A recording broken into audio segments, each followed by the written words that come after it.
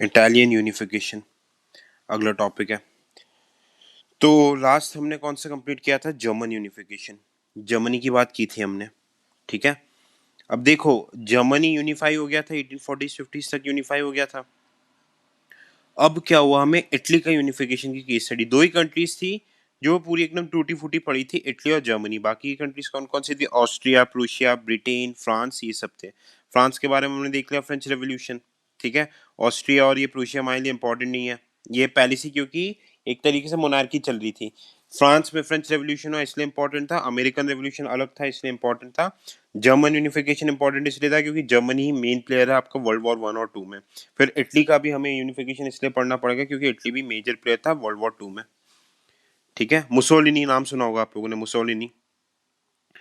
अब देखिए क्या हुआ कि 1815 में जब बैटल ऑफ वाटरलू हुआ था, नेपोलियन बोनापार्ट वाज डिफीटेड, ठीक है।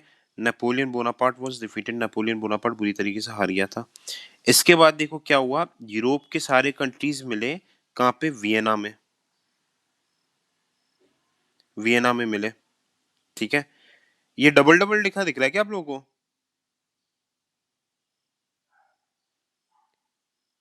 ठीक है, वियना में मिले। तो क्या हुआ, वियना में मिलने के बाद क्या हुआ, वियना में एक एग्रीमेंट साइन किया गया, इसको हम क्या बोलते हैं? वियना कांग्रेस, वियना कांग्रेस, ठीक है, वियना कांग्रेस बोलते हैं इसे। अब क्या हुआ, यहाँ पे नेपोलियन का रूल खत्म हो गया एक तरीके से, Napoleon rule was totally ended. अब यहाँ पे डिसाइड किया गया कि सारे कंट्रीज वगैरह को क्या किया जाएगा, सारे कंट्रीज को इक्वल इक्वल शेयर वगैरह दे दिया जाएगा। अब देखो, नेपोलियन ने एक काम क्या किया था, नेपोलियन ने क्या किया था, इटालियंस पे जो अटैक वगैरह किया था, तो इटालियंस को एक तरीके से सेंस ऑफ यूनिफिकेशन, जो रोल नेपोलियन ने हमने जर्मनी में देखा था, प्ले किया था, इटलीज के टेरिटरीज को यूनिफाई कर दिया था, अटैक करके एक सिंगल ऑर्गेनाइजेशन के अंदर लेके आ गया था, he did the same with Italy as well, ठीक है। इटली के साथ भी इनने सेम किया था। अब देखो इस तरीके से 80 मतलब क्या हो गया कि इस तरीके से ये इटालियंस में पहले स्पार्क हुई, इटली भी पहले छोटे छोटे स्मॉल स्टेट्स वगैरह में बटा हुआ था, इटालियंस में एक तरीके से स्पार्क आने लगी टू गेट यूनाइटेड, है ना। अब क्या हुआ, क्या क्या अदर रीजन से जिसकी वजह से इटालियन यूनिफिकेशन हुआ? सबसे पहला रीजन था common religion, common religion, common religion was the first major reason, है ना। अब अगला रीजन क्या हो गया आपका? Common language, common language, common language, Italian language common थी, इटालियन लैंग्वेज वाज कॉमन, ठीक है, common language was the another factor, ठीक है। फिर क्या हो गया, ज्योग्राफिकल प्रॉक्सिमिटी सेम थी, ज्योग्राफिकल रीजन्स वगैरह सेम थे। अगला एक और रीजन जो कॉमन था, एक और कॉमन रीजन क्या था इनके बीच में, कि exploitation bye Austria and France, Austria and France exploit करने लगे, ठीक है। ऑस्ट्रियंस और फ्रेंच पीपल एक तरीके से बहुत ज्यादा एक्सप्लॉयटेशन करने लगे थे। तो ये एक और मेजर रीजन था कि इटालियंस क्या होने लगा कि भाई ऑस्ट्रिया और फ्रांस हम एक्सप्लॉयट कर रहे हैं। अगला रीजन क्या था? Germans, Germans how were the Germans reason?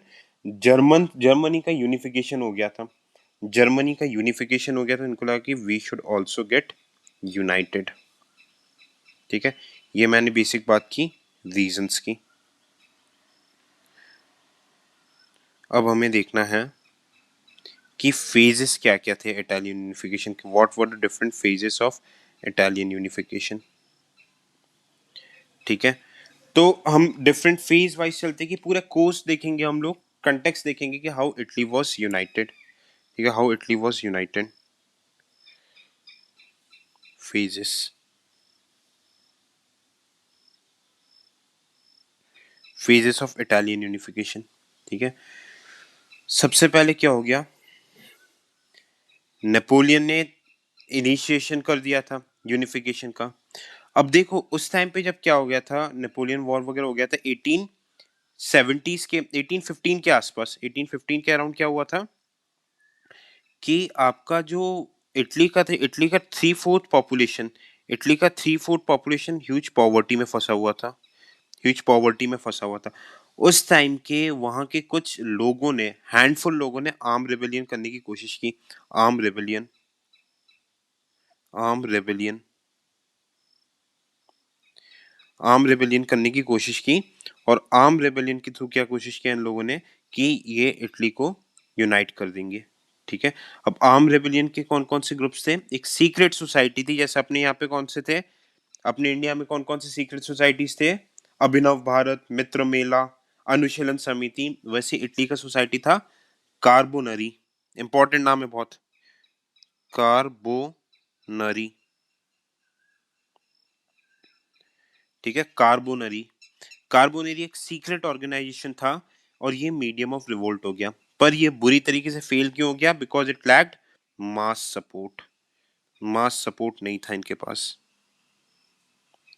ठीक है, मास सपोर्ट नहीं था, तो इस वजह से सबसे बड़ा इशू क्या हो गया? ये सक्सेसफुल नहीं हो पाया। कार्बोनरी इंपॉर्टेंट नाम है, ठीक है।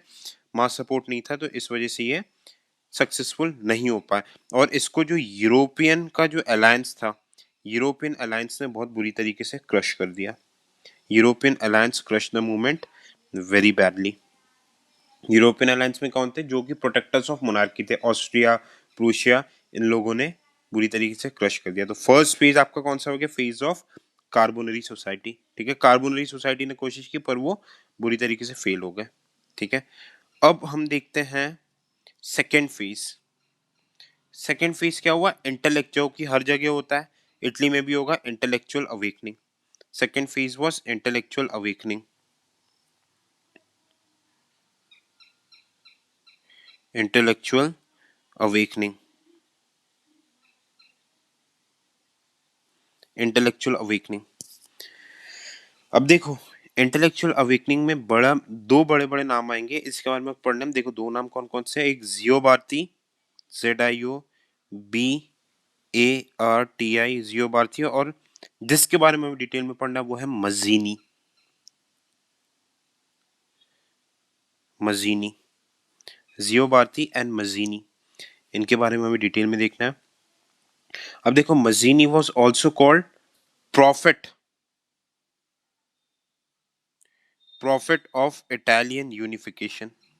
Profit of Italian unification Mazzini को बोला जाता है। ठीक है, इसने एक सोसाइटी बनाई थी मजीनी ने। उस सोसाइटी का नाम क्या था? Young Italy. Profit of Italian unification, और इसने जो सोसाइटी बनाई थी young Italy, young Italy movement बनाया था। और इसने बोला था, इसने एक आइडिया को प्रीच किया था, to unify Italy with the help of foreigners.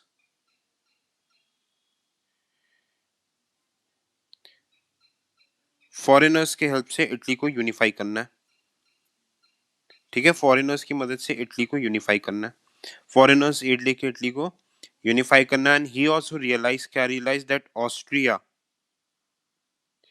Austria is the biggest obstacle in Italian unification. जैसे जर्मनी के केस में हमने देखा था, वैसे इटालियन यूनिफिकेशन के केस में भी देखा कि Austria is the biggest obstacle in Italian unification. Same देखो, इसने जैसे बिस्मार्क ने कुछ कुछ तरीके का रोल प्ले किया था, इसी ने कुछ कुछ उसी तरीके का रोल प्ले किया था कि भाई ये चीजें हैं, इन चीजों को पहले हमें सही करना पड़ेगा अगर इटली को यूनिफाई करना। बात समझ में आई? ठीक है, ये चीजें बोली इसने, मजीनी ने। फिर मजीनी ने एक प्रपोजल दिया था, famous Mazzini proposal. Famous Mazzini proposal was given by मजीनी।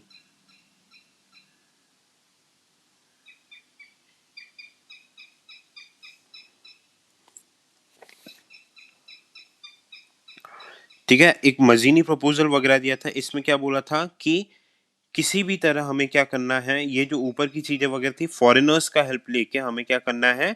France और ऑस्ट्रिया को डिफीट करना है। फॉर फ्रांस और ऑस्ट्रिया को डिफीट करना है, तभी आप क्या हो सकता है? इटली को यूनिफाई हो सकता है। तो मजीनी ने ये प्रपोजल किसको दिया? एक इटली का एक स्टेट है पेडमोंट, इटली का एक स्टेट है, बहुत प्रोमिनेंट स्टेट है, पेडमोंट, PEIDMONT, पेडमोंट। इसका चांसलर कौन था? Cavour, CAVOUR, Cavour.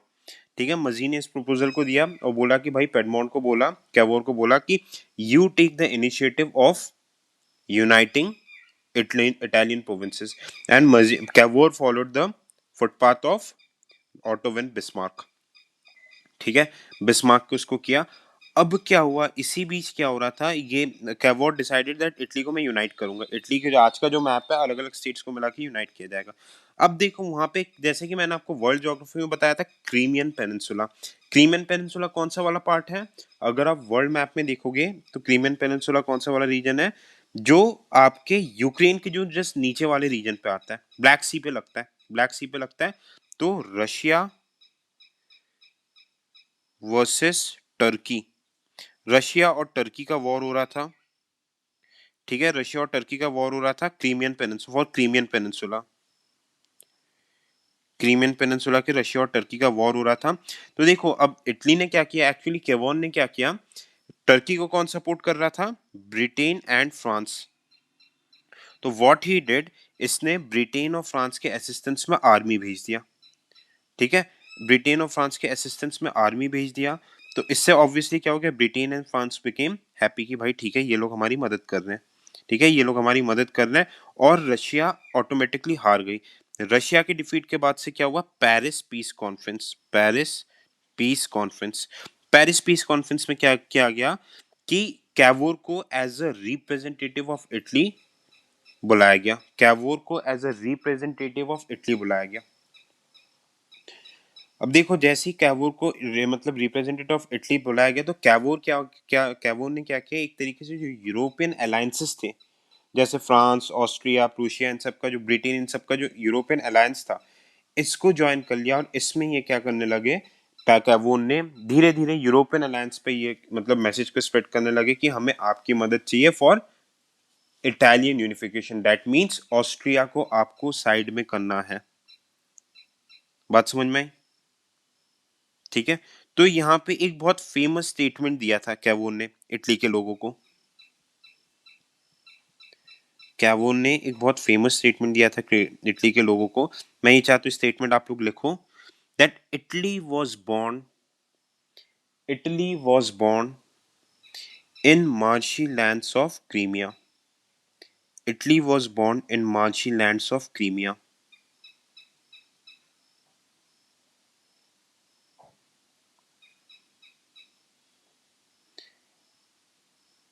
Italy was born in the marshy lands of Crimea because, ये किस दम पे बोल रहा था ये, because France and Britain promise Cavour,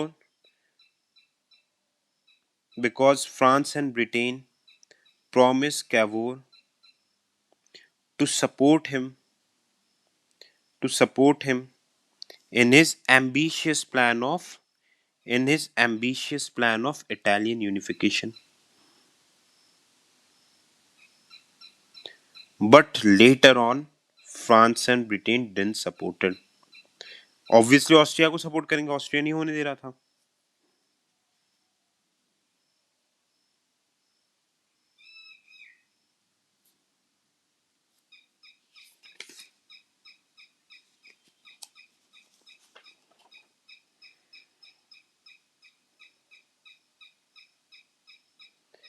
अब क्या हुआ, इस वजह से Cavour did not lose hope.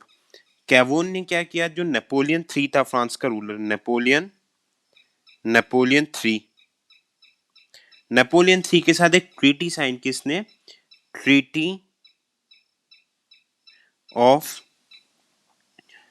प्लॉम्बियर्स, PLOMBIERS,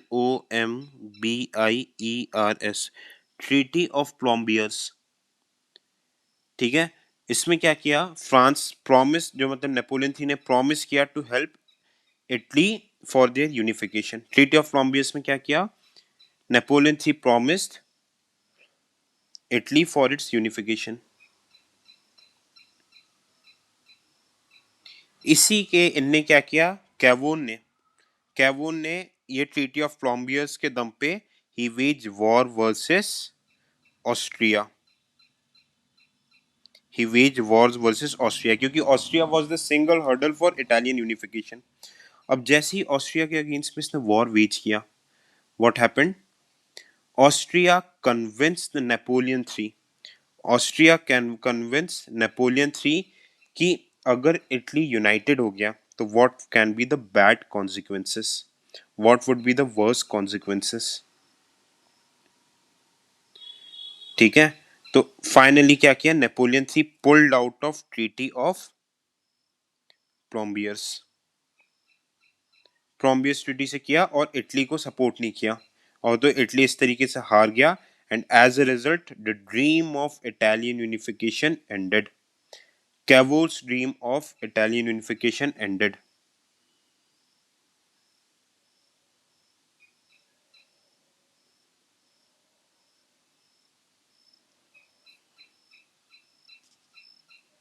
कैवो's dream of Italian unification ended. अब देखो final phase of Italian unification, final phase of Italian unification. अब देखो जब कैवोर से नहीं हो पाया, यहाँ पे तो बिस्मार्क ने जर्मनी को करवा लिया था, कैवोर नहीं कर पाया, तो फाइनल फेज जो हुआ मतलब एक तरीके से इटालियन यूनिफिकेशन का, कि people's movement, people's movement, people's movement हुआ, और पीपल्स मूवमेंट की वजह से क्या हुआ, पीपल्स मूवमेंट की वजह से क्या हुआ, रेवोल्यूशनरी काउंसिल बनाए गए, revolutionary council made by the people. अब देखो जैसे ही रेवोल्यूशनरी काउंसिल बनाए गए पीपल के थ्रू, जैसे ही रेवोल्यूशनरी काउंसिल वगैरह बनाए गए, तो इनने क्या डिसाइड किया कि एक प्लेबिसाइड करवाना चाहे, प्लेबिसाइड आप लोग समझते हो, प्लेबिसाइड करवाना चाहे कि भाई ठीक है लोगों से ही पूछ लेते हैं जो डिफरेंट स्टेट्स ऑफ इटली में जो लोग रहते हैं, if they want the Italy would be united, if they want the Italy would be united. तो इस वजह से क्या हो गया, कुछ एडमेंट स्टेट्स थे, adamant states like Naples, Naples Venice, Naples Venice, Venezia, इन लोगों ने क्या बोला कि भाई कुछ भी हो जाए will of the people would not sustain, will of the people can not sustain here. ठीक है, will of the people can not sustain, क्यों विल ऑफ द पीपल क्यों सस्टेन नहीं कर सकता, because because it is the because democracy is nowhere practised in Italy. ठीक है, monarchy तो मोनार्की चलनी पड़ेगी, पर apart from these three four states, सारे स्टेट्स मान गए थे दैट प्लेबिसाइड से कि that Italy should be united. Revolutionary council में प्लेबिसाइड हो गया, सारे लोगों ने बोल दिया कि नहीं भाई हम अलग अलग नहीं रहना, जर्मनी भी इकट्ठा हो चुकी है, फ्रांस भी स्ट्रांग हो चुकी है, ब्रिटेन भी, we all want to get united. अब यहाँ पे final role was played by एक डिक्टेटर बना था इटली का, गरीबाल्डी, गरीबाल्डी, गरीबाल्डी। व्हाट गरीबाल्डी डिड, इसने एक बनाया था force of thousand, force of thousand.